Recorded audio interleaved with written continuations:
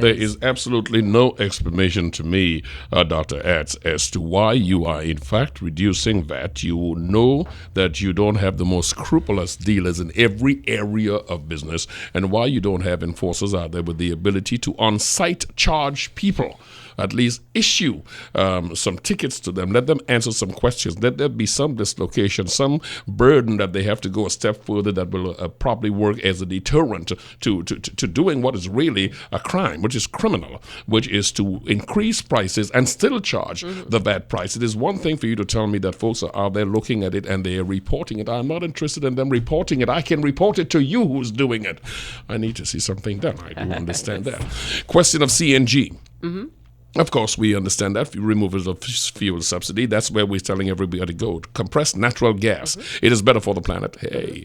And it will also remove dependence on oil. But do we have sufficient CNG stations to facilitate the move in that direction? Well, I don't know the precise numbers, but I suspect at this point in time we don't have sufficient stations. But I imagine it is one of the complementary initiatives that the government will in fact roll out to start to encourage people. So one move was, of course, to remove the duties associated with the CNG and the hybrid vehicles, etc., to try to get people to consider, if they have to buy a new vehicle, to consider moving in that direction. But I suspect in tandem with that will have to be a whole rolling out of these CNGs so that you make it more available, because years ago when we started implementing the CNG, taxi drivers tended towards that particular facility because it was cheaper for them to use that. But of course, there was a challenge of the kits being very large and cumbersome, but also the fact that you couldn't easily pull into any gas station. You had to go to specific gas stations to get access to the CNG. So I'm imagining that in tandem with the move towards, or trying to encourage people to move towards the CNG and the hybrid vehicles, there would be some policy initiative to ensure that there's an adequate supply of the CNG. I am not particularly concerned about an increase in public transportation. We had with us the president of the Maxi Taxi Association, who was with us last week, and he said for a long time there is this incentive to move maxi taxis to the CNG direction. He said we don't anticipate an increase as a result of the removal of the subsidies. All right, so that deals with the subsidy aspect of it. There are a lot of points, and I want to get through all of them with you. My guest is Marlene Attzs, senior lecturer at the University of the West Indies Department of Economics, and we are talking. She's making it really easy for us this morning. CPEP and URP. Issue is the government saying what we have said. We, the general public, I really believe, for a long time. Not only is this unsustainable, but something's got to be done about this temporary program that has become a permanent program. Now, it is one thing to recognize this, is another thing is the same thing to articulate it. Here is your problem. The thinking is some in URP will be absorbed in agriculture. However, with poor skills, many layoffs, and business contraction, where will the other workers go, and what effect will this have on the many already destabilized households? There are a lot of households that's going to be in total turmoil. I anticipate you're going to have a whole lot of social fallout from this. But let's just deal with the whole question of, if you're streamlining URP, kind of sending some people in the area of agriculture, but you've got a lot of people who have made this a permanent program. What kind of dislocation you see happening here? Well, I don't anticipate any dislocation just yet, because my understanding of what the minister said is that CPEP, when it originally started, let me just take a little walk down memory lane. When CPEP originally started in 2002, 2003, thereabouts, it was meant to be a program with very specific objectives and very specific, targeting very specific groups. So it was meant to look at female heads of households, vulnerable groups, etc., so that you may not have had an awful lot of education, which means that you didn't have too many skills, etc. So this was meant to be a sort of, I don't want to quite use the word incubator, but for want of a better word, an incubator program. So you came into the CPEP program. There would be a training component of the CPEP program in its original formulation, so that I'm not too sure what would have informed the training programs. I mean, I know what I would suggest, but I don't know what would have informed the training programs. And then you ultimately graduate out of the CPEP program and you become an entrepreneur, so that you would be able to some would become entrepreneurs, some would then actually go work for the private sector, find other kind, but you will not be a CPEPer for life. Okay. All right, that was the original intention. Somewhere along the way, things went awry, and CPEP has now become full-time employment for generations of persons. Which follows a template all over the world, I quickly add. They always have the habit of falling into this temporary intent, but very long result. So the idea is that CPEP is now, and then of course what came with CPEP in terms of the public perception was that these are persons who are a drain on the economy. You know, they exhibit very low levels of productivity, etc., and that something needs to be done. And I mean, what needs to be done is a spectrum. There's some people who think the program should be done away with, and there's some people who think that there are ways in which we should try to get it back to the original intent.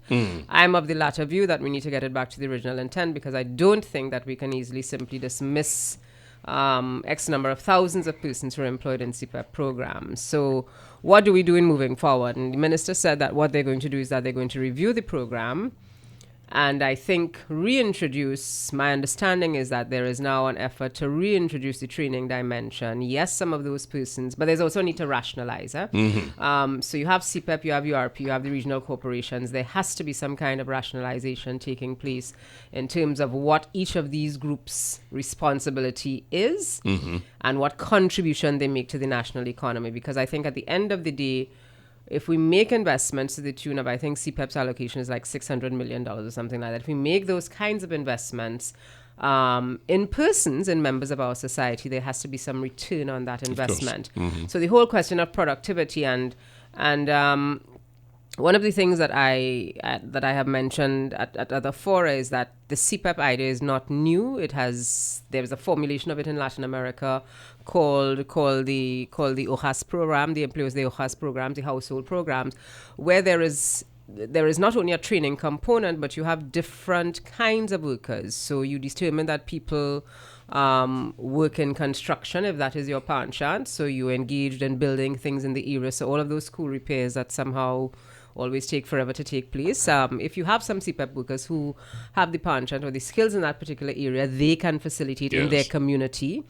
You can put some of them to work into agriculture. I mean, I've known CPEP groups in the East and the Cora Valley, for example, that have been engaged in agriculture in the past. Of course, there's a community enhancement where you do the cleanup around the community and that sort of thing, and some of the other services that the CPEP provides. But there may also be people working in CPEP who can become hairdressers, who can become seamstresses, so that if they finish work at 7 to 12 or whatever the hours are for CPEP, they can go on to do something else in the afternoon, so that they don't become too dependent on the CPEP program for an extended period of time. And I also would like to see, if I could use the opportunity of this program, to see the CPEP program also being tied to some of those persons who are employed in the program completing their education, or also ensuring that the children who are in their care, their children who might be at home, that these children, do well in school, that they attend their lessons, that you see some improvement, so that if you finish work at 12, you also have a responsibility to do something else, and you tie in your CPEP employment to some of the kind of outcomes that we want to There are achieve. conditions to your benefits. Precisely. So that we don't have this, you work from 7 to 11 or 7 to 12 holding a screen. Holding the screen is something that sort of... make work. Yeah, that kind of... I think we can do better than that. But let us take the program back to a place where we can empower the people who work in CPEP in one way or the other. Some of them, the guys who operate the workers, or the women who operate the workers, they can probably, when they finish working at 11 o'clock or 12 o'clock, go on to do private jobs, not with the CPEP equipment, but, they can start their own businesses as landscapers, and or a group of them can come together in a cooperative. But let us make this program, something that allows for temporary employment for vulnerable members of our society, but also while you're being temporarily employed in the CPEP, you're also garnering some skills that you can then see yourself in a year or two graduating out of the CPEP program and going on to do something else. So, Gotcha. so you may be able to, you may have always wanted to learn to type. In the afternoon, you go and you learn to type so that in 2 years' time, you leave CPEP and you might become a receptionist or a typist in an office. And you don't just say you're doing that, but you have to bring us proof as You a have to condition bring of your us employee. proof precisely so that you are using CPEP essentially as a kind of springboard, because we understand that you may be in a situation where you need some support from the state, but you use this simply as a platform from which you will then emerge from your cocoon, so to speak. It is 12 minutes away from the top of the hour. Senior lecturer is my guest, economist Dr. Marlene Attzs, and we are talking about the presentation that was made on Friday. I have been an advocate for a long time because productivity is a serious issue here in Trinidad and Tobago. Just about any index you look at, we are lagging. So it's on that basis I said we need to get mass transit in place, because that way we can get people from point A to point B without losing all these man hours on the road. However, and I understand it. I'm not even arguing it. I'm just explaining why I'm disappointed. Anyway, so however, it is clear you don't have the money. We can't support this. All right, that's fine. Here is my question to you. We still have the problem of the nightmare that's our roads, where you start doing the parking lot thing the minute you drive out of your garage. Or the side of the road. You still have roads that are not user-friendly. You still have roads that are under increasing pressure. You still, unfortunately, have so many cars on the road. Thankfully, the 50% surcharge on imports will hopefully slow that down a bit. But you still have the problem. High end. That's an interesting qualifier. We don't all own high end. That's an interesting qualifier. So where we are is, how do you see us now having to continue with what we have, getting these hours that are lost on the road on mornings, folks trying to get to work? How do you see us reconciling this desire for greater productivity when we are going to stay with the same system we've been using to transport people? Well, I think we have to be a little creative. We've opened the floodgates, so now everyone owns many persons own at least one vehicle. So we've opened those floodgates, and now it's fairly difficult to rein it in. So the traffic congestion is also our doing. We as consumers decide that we need to have a vehicle because, yes, there's not as reliable public transportation system as we would like it to be. But I think when you have challenges such as we face now in terms of the economic circumstance, you also have to be a little creative. There's flexibility. You have flexi working hours. Why not consider flexi working hours? Why not consider having people working at home? I mean, depending on the level of the job. Not all jobs you can work from home. But it is not rocket science. It happens all around the world. I like the idea of flex, but every time I raise that, and I have raised that with Assistant Commissioner Hackett when he was here, you have a crime situation that works against the idea of flex time that puts you into when the hours start getting dark. So you can do but that much flex time. So, it's not, all things got to work together. But I don't think it's insurmountable. I think if we come together as stakeholders with open minds, I mean, part of it will be getting the unions on board. I don't think the unions would be averse to that idea because it's for the benefit of their members. Your members who have to sit in traffic for 3 hours a day, if they're lucky, just 3 hours, some more than 3 hours. I mean, my heart goes out to people who live in San Fernando and work in Port of Spain. I mean, that is horrendous.